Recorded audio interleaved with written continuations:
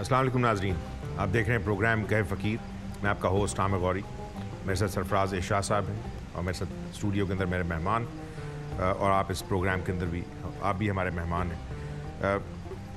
شاہ صاحب، جو آج ایک سبجیکٹ آپ سے ڈسکس کرنا چاہ رہا ہوں کہ جو باتیں ہماری پروگرام کے اندر ہوتی ہیں اور جس میں اس طرح لگتا ہے کہ جو اسکیم آف تھنگز ہے اس میں کوشش ہونی چاہیے ایک مسلمان کی اپنے رب سے جڑنے کی، جو وننس ہے.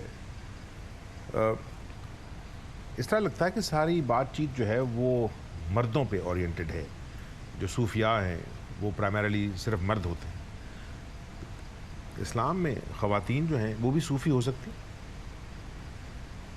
یقینی طور پر ہو سکتی ہیں، ہوئی ہیں. ایک بہت بڑا نام جن کی پارسائی اور جن کے تقوی کو مرد بھی بہت کم پہنچ پائے ہیں، بی بی رابعہ بصری ہیں، تو خواتین ہوتی ہیں. یہ اور بات ہے کہ جس طرح میں کسی پچھلے پروگرام میں آپ سے عرض کر رہا تھا کہ ہم ایک میل ڈومینیٹ سوسائٹی میں رہتے ہیں، اور یہاں جب بھی ذکر چلتا ہے تو مرد ہی کے ریفرنس بات ہوتی ہے.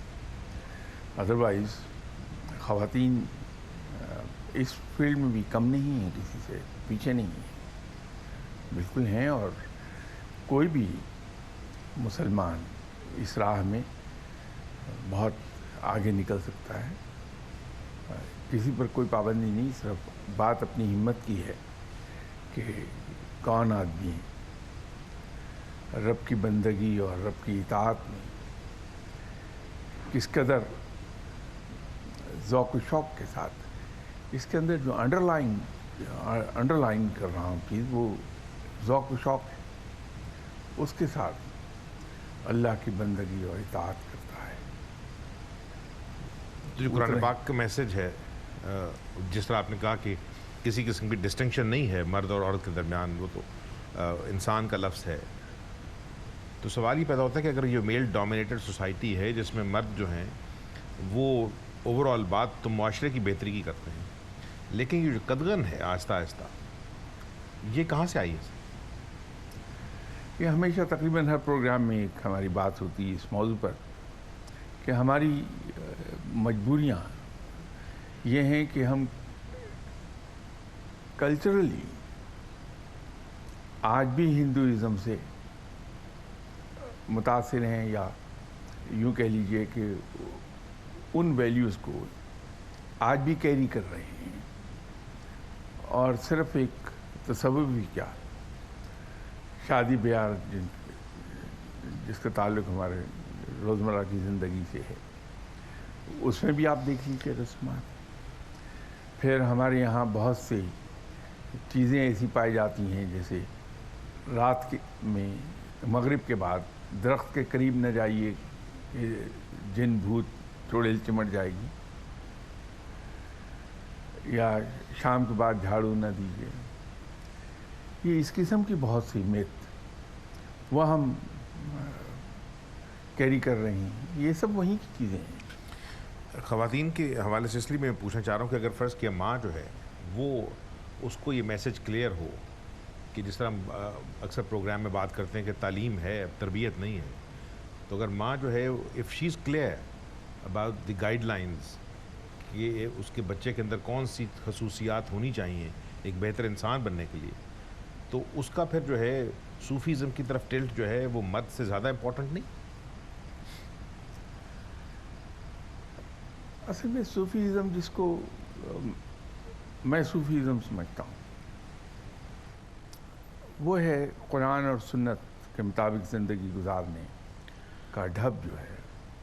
اب اس کو نام نہیں دیا جانا چاہیے کوئی بھی، اس کو اسلام کا نام دیا جانا چاہیے. لیکن اسے کیا کیجئے کہ ایک نام آ گیا. تو اگر ہم اپنی اولاد کی تربیت کرتے ہیں اس انداز میں کہ وہ قرآن اور سنت کی روشنی میں زندگی گزار لیں، اس قرآن اور سنت کی پیروی کر لیں، ایک آدھ اسپیکٹ میں نہیں بلکہ ان ٹوٹل، تو خود بخود انسان رب کے قریب چلا گیا، اس لیے کہ وہ رب کا اطاعت گزار فرما بردار بندہ بن گیا، رب کا قرب تو خود بخود حاصل ہو جائے گا۔ ہمیں یہ ڈفرینشیٹ کرنا چھوڑنا ہوگا، ہمیں زور دینا ہوگا اس بات پر کہ ہم قرآن اور سنت کی پیروی کریں۔ یہ جو صوفیزم اور لبرلزم اور فاشزم، تمام ازم جو ہیں، ان کو اگر ہم ایک طرف اٹھا کے رکھ دیں، میں انہیں کنڈیم نہیں کر رہا، میں یہ کہہ رہا ہوں کہ مسلمان کی زندگی میں صرف اور صرف ایک ہی چیز ہے، وہ ہے اللہ کا پیغام جو ہم تک آپ صلی اللہ علیہ وسلم نے پہنچایا، تو اسی کی پیروی کی جائے، اسی کو ہم ریفر کریں، تو شاید یہ غلط فہمیاں اور یہ تقسیم نہ ہو ہمارے درمیان کہ فلاں عالم ہے، فلاں صوفی ہے، فلاں ملا ہے۔ یہ تقسیم خود بخود ختم ہو جائے گی اگر ہم ادھر کو چلے جائیں۔ لیکن شاہ صاحب اگر پچھلے 200-300 سال کی ہسٹری اور اس کو تھوڑا سا اور ایکسپینڈ کر دیں، جو جس سٹیجز سے یورپ گزرا ہے پچھلے 500 سال میں، بعض لوگوں کا خیال ہے کہ اب ہم اس جو ہے اسٹیج سے گزر رہے ہیں کہ جہاں پہ مذہب کے جو پرچار کرنے والے لوگ ہیں ان کی جو امپورٹنس ہے سوسائٹی کے اندر وہ ضرورت سے زیادہ ہے، اور پھر ان کا چونکہ کردار میچ نہیں کر رہا ہوتا بعض صورتوں میں اس چیز سے جو وہ کہہ رہے ہیں، تو اس کی وجہ سے لوگ جو ہیں وہ مذہب ایز اے سبجیکٹ سے جو ہے اتنے زیادہ امپریس نہیں ہوتے، اور وہ پریزنٹ کرتے ہیں اس ماڈل کو ان پریچرز کے۔ اس صورت کے اندر آج کے دور میں اگر فرض کیا ہمارے ملک کی بات کر لیتے ہیں کہ لوگ جو ہیں یہاں پر پیروں کے پاس، فقیروں کے پاس جاتے ہیں، تو وہ پریڈومننٹلی مرد ہی ہیں، عورتیں بھی جاتی ہیں وہاں پہ۔ عورتیں اس ملک میں یہ کام کرتی نظر نہیں آتی، ایٹ لیسٹ میرے نالج میں نہیں ہے۔ تو کیا اس چیز کی اجازت ہونی چاہیے؟ یہ جو کیونکہ بعض جو مسالک ہیں، فرقے ہیں، ان کے لوگوں کا کہنا ہے کہ اس طرح کا جو اختلاط ہے اسلام اس کی اجازت نہیں دیتا، چاہے کتنا ہی کوئی نیک آدمی کیوں نہ ہو، عورتوں کو اس کے پاس نہیں جانا چاہیے۔ ایک سوال، اور اگر فرض کیا عورتیں اس طرح نیک ہوں تو کیا مرد ان کے پاس جا سکتے ہیں گائیڈنس کے لیے؟ فری اختلاط کے بغیر بھی گائیڈنس تو مل سکتی ہے۔ آپ ان حدود کو قائم رکھتے ہوئے جو اسلام نے مقرر کی ہیں آپ گائیڈنس لے سکتے ہیں۔ یہ ضروری نہیں کہ آپ فیس ٹو فیس ہی کسی مرد کی جائیں یا کسی خاتون کے فیس ٹو فیس مرد جائے، ٹیلی فون پہ بھی ہو سکتا ہے، پردے میں رہ کے بھی یہ بات ہو سکتی ہے۔ بات تو یہ ہے کہ ہم راستے ہمیشہ نکال سکتے ہیں جو اسلام کے مطابق بھی ہوں اور اس سے ہمارا کام بھی چل جائے۔ خواتین بھی اس راہ میں تو ہیں کہ بہت سی خواتین ایسی مل جائیں گی جو لوگوں کے لیے اس طرح کام کر رہی ہیں، تعویذ ہیں، عملیات ہیں، وظائف ہیں، یہ سب خواتین بھی کرتی ہیں۔ میرا تو کہنا اس سے ذرا مختلف ہے۔ علم حاصل کرنے کے لیے، گائیڈنس کے لیے ہمیں ضرور ان لوگوں کے پاس جانا چاہیے جو تقویٰ میں ہم سے آگے ہیں، جو علم میں ہم سے آگے ہیں۔ ان کے پاس ان سے ضرور ملنا چاہیے، ان سے فیض حاصل کرنا چاہیے، گائیڈنس لینی چاہیے، ان کے پاس بیٹھ کے تربیت حاصل کرنی چاہیے۔ لیکن کہیں ان کے پاس جانے کا انڈر لائنگ پرپز یہ نہ ہو کہ میں وہاں جا کے یہ عمل سیکھ لوں، یہ وظیفہ سیکھ لوں کہ میرا دنیاوی کام ہو جائے۔ کیونکہ یہ جو ذکر اذکار اور وظائف ہیں، اگر میں اس کو صحیح سمجھتا ہوں، تو یہ تو اللہ کو پکارنے کے، اللہ کو یاد کرنے کے، اللہ کا ذکر کرنے کا ذریعہ ہیں۔ قرآن تو اس لیے اتارا گیا تھا کہ وہ ہمیں یہ تعلیم دے دے، ہم تک یہ میسج پہنچا دے کہ رب اپنے بندوں کو کس ڈھب سے زندگی گزارنے کا حکم دیتا ہے۔ تو ہم اس سے یہ سبق لے لیں، اور اگر قرآن کو بہت گہرائی سے آپ دیکھیں تو پتہ یہ چلتا ہے کہ وہ ہمارے دل سے دنیا کی محبت نکال کے رب کی محبت ڈالنا چاہتا ہے۔ سبق یہی ہے اس کا۔ وہ اس بات کی تلقین کر رہا ہے کہ ہم اپنی زندگی کو اس انداز میں ڈھال دیں جس انداز سے رب چاہتا ہے کہ ہم زندگی گزاریں۔ تو جو کتاب ہمارے دل سے دنیا کی محبت نکالنے کے لیے اتاری گئی ہے، ہم اس کی آیات کو دنیاوی مقاصد حاصل کرنے کے لیے استعمال کریں، وہ کچھ میری سمجھ میں بات آتی نہیں ہے۔ اسی طرح بحیثیت مسلمان کے میرا یہ خیال ہے، مجھے بلکہ ایمان ہے کہ میرا رب دعا سنتا ہے، میرا رب ہر ایک کی سنتا ہے۔ تو میں رب سے براہ راست دعا کیوں نہ کروں، کیوں نہ اپنے رب سے یہ براہ راست عرض کروں جب وہ میری بھی سنتا ہے۔ ہاں، یہ اور بات ہے کہ اگر میں کسی نیک آدمی سے ملتا ہوں تو میں اس سے کہتا ہوں کہ حضور جب اپنے لیے آپ دعا فرمائیں تو میرے لیے بھی دعا کر دیجیے کہ اللہ تعالیٰ مجھ پر اپنی رحمت نازل فرما دے۔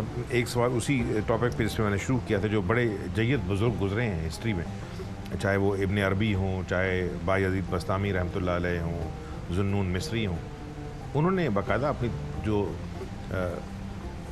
جتنی باتیں انہوں نے لکھی ہیں اس میں انہوں نے ذکر کیا ان خواتین کا جن سے انہوں نے گائیڈنس حاصل کی ہے۔ بوڑھی خواتین ہیں، لیکن وہی جو بات ہے کہ اگر آپ نے اپنے رب سے جڑنا ہے تو پھر آپ کو اپنی جو خواہشات ہیں ان پہ کنٹرول کرنا ہے دنیاوی۔ آج جو اس ملک کے اندر جو میسیجز لکھے ہیں وہ تو ساری کی ساری لالچ دنیاوی چیزوں کی دے رہے ہوتے ہیں۔ آپ نے امتحان میں پاس کرنا ہے، آپ نے کسی کو عشق میں اپنا جو ہے وہ مغلوب کرنا ہے، کسی پہ تعویذ دھاگے کرنے ہیں، تو پہنچے ہوئے بزرگ ہیں، وہ پتہ نہیں کہاں پہنچے ہوئے ہیں، لیکن میسج تو کمپلیٹلی اس کے ڈفرینٹ ہے۔ لیکن ان لوگوں کا بڑھاوا بے پناہ ہے شاہ صاحب اس سوسائٹی میں۔ یہ مارکیٹنگ کا بنیادی اصول ہے کہ وہی پروڈکٹ مارکیٹ میں لائی جاتی ہے جس کی ڈیمانڈ ہو۔ تو وہ لوگ جو چیز ہم ایکسپیکٹ کرتے ہیں ان سے، وہی چیز وہ آفر کر رہے ہیں۔ انہوں نے MBA مارکیٹنگ نہیں کیا ہوا، لیکن ماسٹرز آف اٹ لگتا یوں ہی ہے کہ ان کا MBA ہے، میجر مارکیٹنگ میں ہے ان کا۔ اگر ہم اس بات کو ماننے سے انکار کر دیں،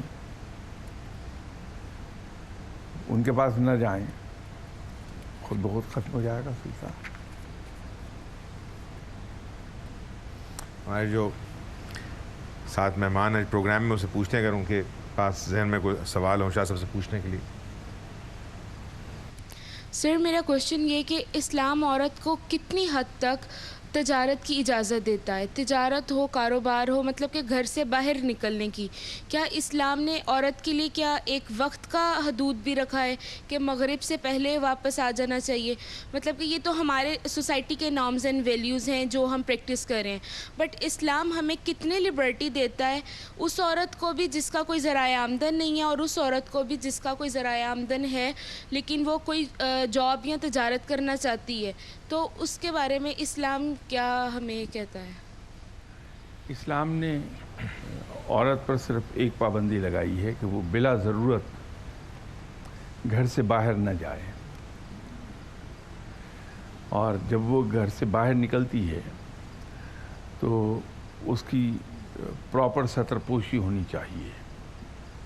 باقی تو کوئی پابندیاں نہیں لگاتا اسلام عورت پر. کہ اگر ضرورت ہے بھی اسلام کی ابتدائی دور میں بھی جب اسلام پوری طرح نافذ کیا گیا تھا تو میدان جنگ میں خواتین زخمیوں کی مرہم پٹی کرتی رہی ہیں, زخمیوں کو پانی پلاتی رہی ہیں.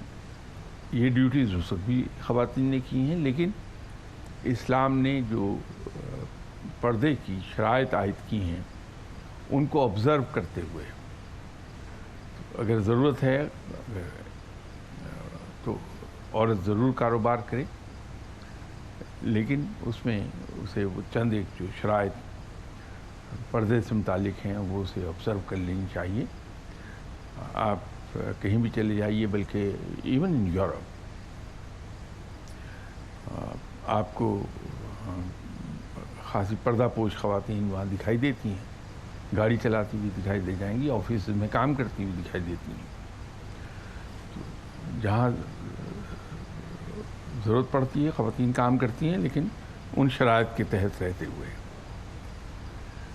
لیکن عام طور پہ کہا جاتا ہے اس ملک میں بھی سر, اگر وہ فرض کے ٹیچرز ہیں یا ڈاکٹرز ہیں یا نرسز ہیں یا ایون بزنس ویمن ہیں, ان کے بارے میں ایک عام رویہ یہ ہوتا ہے کہ یہ شاید ضرورت سے زیادہ آزاد خواتین تھیں جو گھروں سے نکل گئی ہیں, اپنا کام خود کر رہی ہیں. جو بیسک کوشچن تھا کہ اگر فرض کیا ان کے گھروں میں مرد نہیں ہے, کسی صاحب کی 3 بیٹیاں تھیں, خود فوت ہو گئے ہیں, لیکن معاشرہ جو ہے وہ ججمنٹ کال سے باز نہیں آتا. غوری صاحب, معاشرہ اس کو جب تک ہم تبدیل نہیں کریں گے تبدیل نہیں ہوگا. اور تبدیل وہ اسی صورت میں ہوگا کہ ذرائع ابلاغ کے ذریعے سے جس حد تک ممکن ہو ہم اس کی پروجیکشنز دیں کہ اسلام نے یہ ضرور کہا ہے کہ بلا ضرورت گھر سے نہ نکلے. ٹھیک, اگر ضرورت ہے تو خاتون ضرور گھر سے باہر آ سکتی ہے, لیکن پردے کی شرائط کو پوری کرتے ہوئے. معاشرے کو تو تبدیل کرنے سے ہی وہ تبدیل ہوگا, ورنہ تو تبدیل خود بخود نہیں ہوتا. لیکن شاہ صاحب, ذرائع ابلاغ تو مجھے اس طرح لگتا ہے جس طرح ہمیں کسی اور طرف لے گئے ہیں. آپ زیادہ بہتر طور پہ جانتے ہیں کہ 50s اور 60s کی یا 70s تک کی جو تصاویر موجود ہیں پاکستانی معاشرے کی, شہروں کی, اس میں خواتین کا جو عمل دخل ہے, اور وہ یہ نہیں کہ وہ آج کی طرح باپ پڑتا کہ سب نے برقع ہی اوڑا ہوا ہو, صرف آنکھیں نظر آ رہی ہوں. وہ دفاتر میں بھی جاتی تھیں, وہ باقاعدہ سارے کام کرتی تھیں. مجھے اس طرح لگتا ہے کہ جس طرح معاشرہ جو ہے وہ آہستہ آہستہ ان کو لپیٹ کے کہیں پہ طاق میں رکھنے کا جو ہے عمل, اس پہ عمل پہ رہا ہے. 2 انتہا ہیں نا. یہ کیوں ہوا تھا کہ ایک انتہا تو یہ ہے کہ ڈبیا میں بند کر کے خاتون کو رکھ دیا جائے. دوسری انتہا یہ ہے کہ اس کو تمام قیود سے آزاد کر دیا جائے. تو یہ دونوں ہی ایکسٹریمز ہیں. تو مزاجن ہم we jump from one extreme to the other. جو اسلام چاہتا ہے کہ جو ماڈریشن ہے, ہاں, مڈل وے, یس, تو ہم سر کہاں پہ ہیں؟ یہی چیز ہے جو ذرائع ابلاغ کو, مسجد کے ممبر کو اس معاشرے میں لانی ہے. اس کے لیے کوشش کی جانی چاہیے کہ جو اعتدال ہے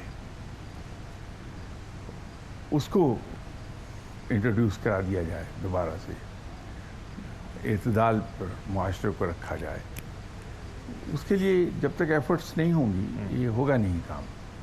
سر میرا یہ سوال ہے کہ صوفی ازم میں مرد اور عورت دونوں آتے ہیں, لیکن آج کل ہم اپنی سوسائٹی میں دیکھتے ہیں کہ ہر جگہ پہ ہر عورت کو صحیح والے برابر والے حقوق ملتے ہیں.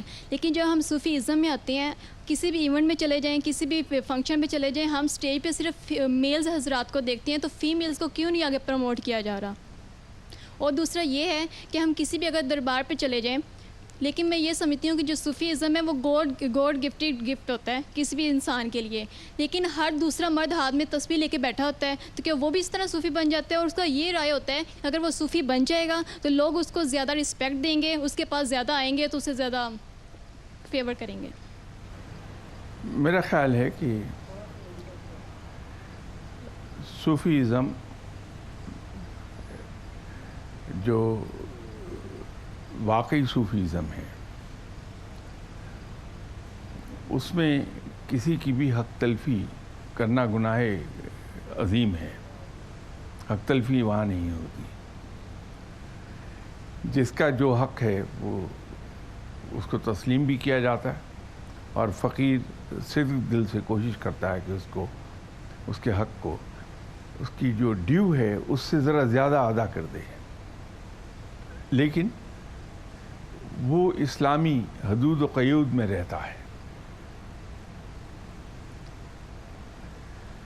اس لیے آپ کو خواتین نظر تو آتی ہیں لیکن ان کو اتنا نمایاں نہیں کیا گیا ہوتا.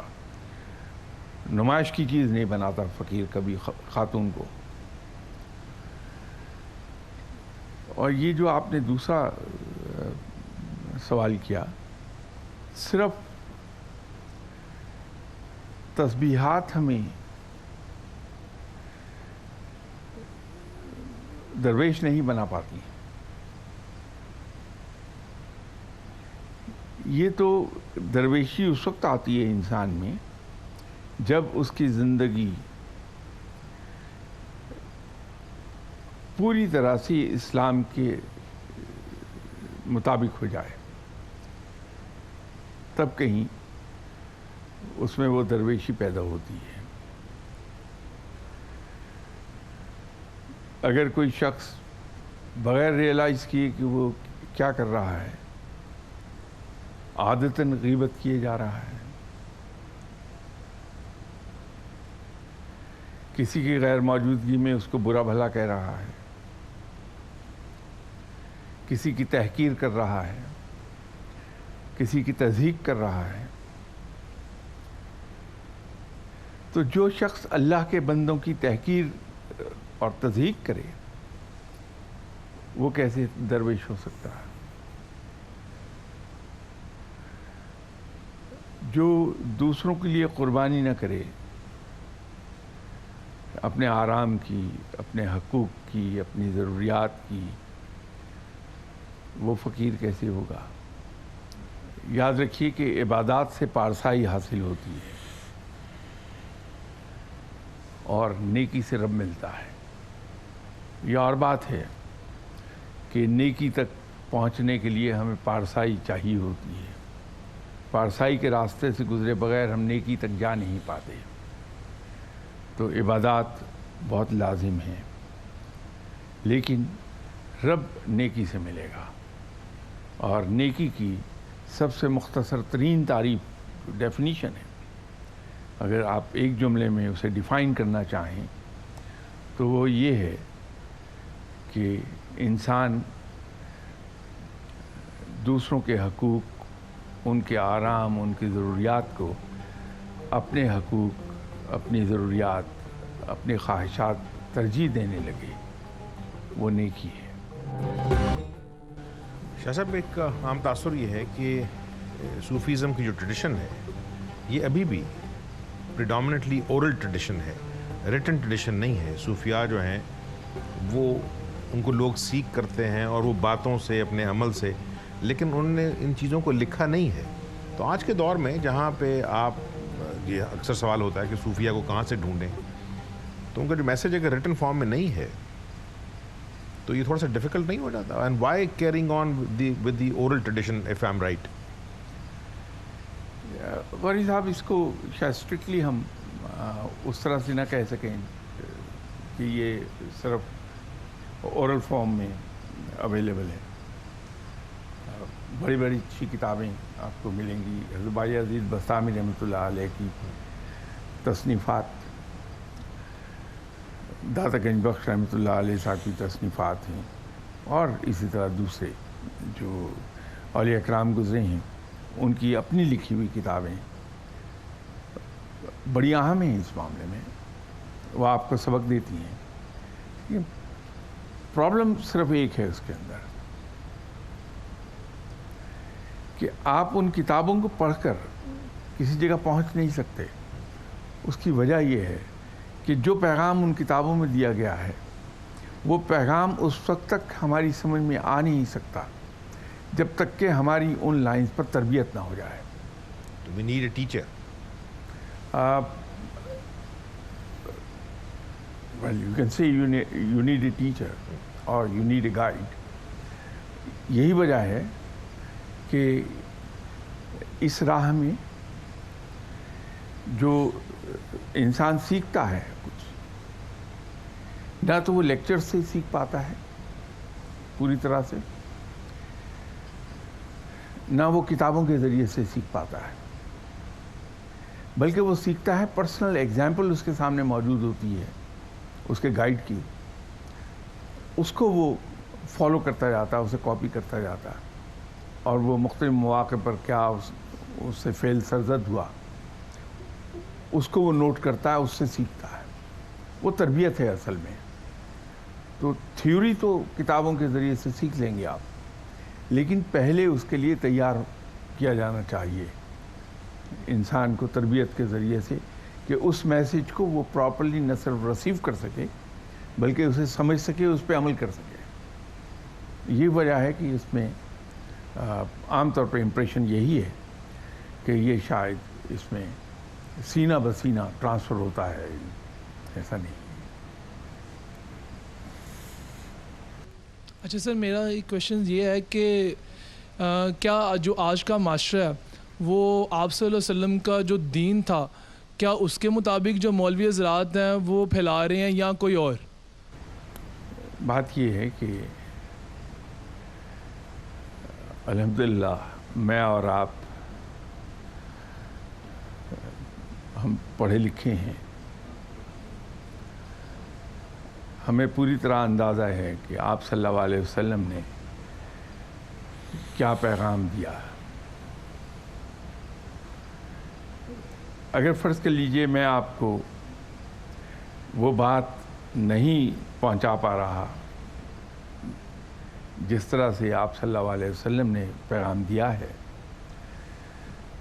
آپ کو اللہ تعالیٰ نے علم عطا فرمایا ہے، آپ کو مجھے عقل عطا فرمائی ہے، تو میں اور آپ یہ کیوں نہ دیکھ لیں کہ یہ بات ہمارے ماننے کی ہے یا نہیں ہے. کیونکہ یہ بھی ایک کرامت ہے، معجزہ ہے آپ صلی اللہ علیہ وسلم کا کہ آپ صلی اللہ علیہ وسلم کی حیات طیبہ کے بارے میں جو کچھ ہم پرائمری اسکول لیول پر پڑھتے ہیں، جسے دینیات ایک زمانے میں کہا جاتا تھا، اس میں آپ صلی اللہ علیہ وسلم کے حیات طیبہ کے بارے میں تفصیل سے لکھا ہوتا تھا.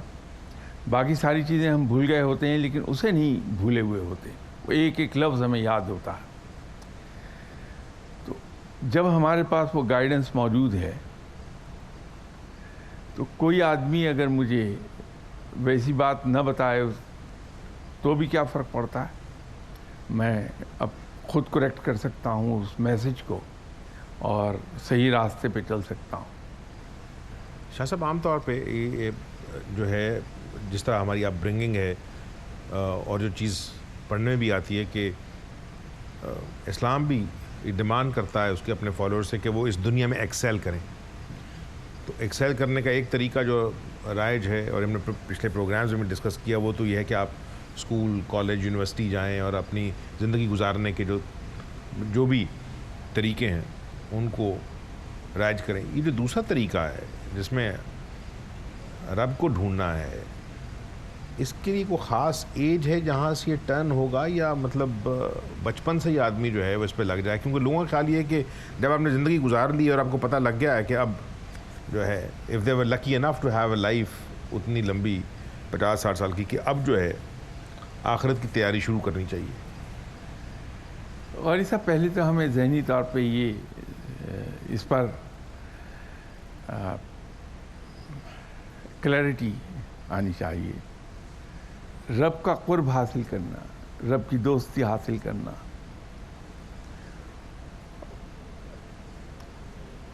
اس کے لیے سب سے اہم ترین چیز یہ ہے کہ ہم اس طرح کرتے چلے جائیں جیسے رب تعالیٰ کرنے کا حکم دے رہا ہے. میں یہ بات اکثر و بیشتر کہتا ہوں کہ مسلمان کا کانسٹیٹیوشن قرآن ہے، اس لیے کہ وہ گورن کرتا ہے ہماری زندگی کو کہ ہمیں یہ زندگی کیسے گزارنی ہے. جب ہم اس طرح سے زندگی گزارتے ہیں جیسے قرآن کہتا ہے، یا سنت ہمارے سامنے لائٹ ہاؤس کے طور پر کام کر رہی ہے، ہم سنت کو فالو کرتے ہیں، قرآن کو فالو کرتے ہیں، تو ہم رب تعالیٰ کے پسندیدہ بندے بنتے ہیں، رب کا قرب ہمیں حاصل ہو جاتا ہے. یہ ہمیں ذہن سے ایک بات نکالنی ہوگی کہ قرآن اور سنت پر پوری طرح عمل کیے بغیر ہمیں رب کا قرب حاصل ہو جائے. اور جب ایک بار ہم قرآن اور سنت پر پوری طرح سے عمل کرنے لگتے ہیں تو آپ کے الفاظ میں ہم زندگی میں ایکسل بھی کر لیتے ہیں. اگرچہ مسلمان کا بنیادی جو پرپز آف لائف ہے وہ ایکسل کرنا نہیں ہے، وہ رب کی بندگی ہے، لیکن ایکسلنس ایز سائڈ پروڈکٹ خود بخود آ جاتی ہے کہ وہ اتنا نفیس انسان بن جاتا ہے کہ وہ زندگی میں ایکسل کر جاتا ہے.